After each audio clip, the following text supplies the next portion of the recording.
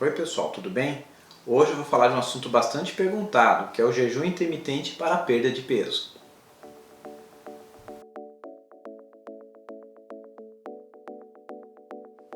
Bom, muitas pessoas me perguntam se podem fazer o jejum intermitente, se é um método seguro, eficaz realmente para a perda de peso e o que a ciência tem a dizer a respeito disso.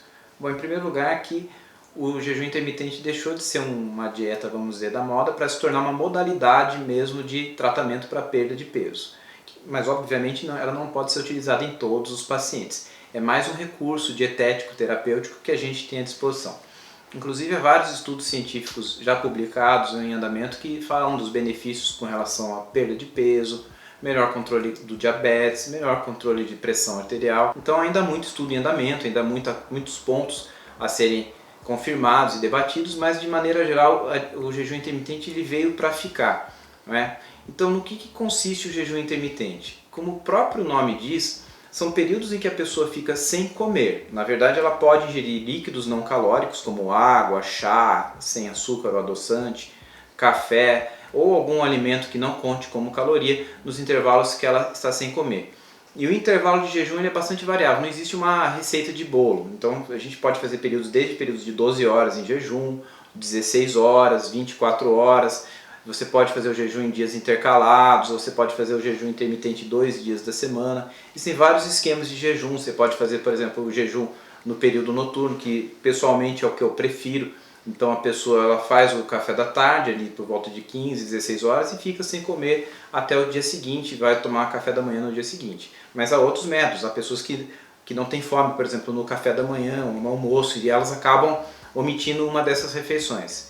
É óbvio que a gente precisa analisar a condição clínica de cada um para ver se é possível fazer o jejum intermitente. Por exemplo, o jejum intermitente ele é contraindicado para crianças que estão em fase de crescimento, para gestantes, é contraindicado para paciente mais idoso, paciente que já tem alguma condição clínica que não suporta ficar muito tempo sem comer, por exemplo, pacientes portadores de epilepsia, pacientes diabéticos que utilizam medicamentos que podem induzir hipoglicemia, por exemplo, glibenclamida, gliclazida, insulina, pacientes com insuficiência adrenal, pacientes com doenças graves, por exemplo, cirrose, insuficiência renal e hemodiálise e por aí vai. Mas a maior parte das pessoas fazer o jejum intermitente desde que um acompanhamento médico é realmente seguro. Porém, é importante enfatizar o seguinte, não é apenas o jejum intermitente que vai fazer emagrecer. Como eu disse, isso é uma técnica para ajudar a perder peso. E antes de se iniciar o jejum intermitente, é importante que a pessoa já tenha sido avaliada por um nutricionista e saiba fazer a reeducação alimentar. Ela entenda o valor nutricional dos alimentos e procure sempre fazer uma dieta balanceada e equilibrada. Por quê? Porque senão a pessoa não tira o melhor proveito dos períodos de jejum intermitente.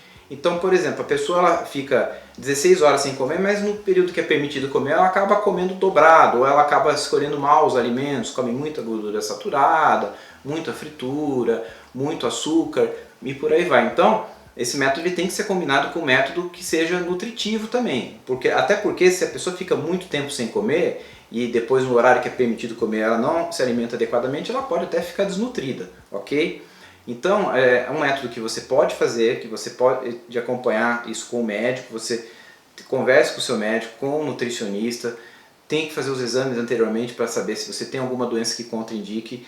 Também é importante enfatizar que longos períodos de jejum, a gente não tem muitos dados com relação à segurança, então mais de 24 horas em jejum, por exemplo, ainda há uma preocupação com relação ao risco de formação de cálculos em vesícula biliar, perda de massa muscular, perda de massa óssea. Então, tudo isso você tem que monitorar. E geralmente eu indico a dieta, os métodos de jejum intermitente para aqueles pacientes que já chegaram num ponto em que estão fazendo dietas tradicionais de baixa caloria, dietas saudáveis, que já fazem atividade física, que já foram medicados, mas que porventura encontram alguma dificuldade e não conseguem progredir no seu tratamento. Então eu gosto de adotar esse método principalmente naqueles pacientes mais resistentes à perda de peso, mas isso vai de critério de cada médico, ok?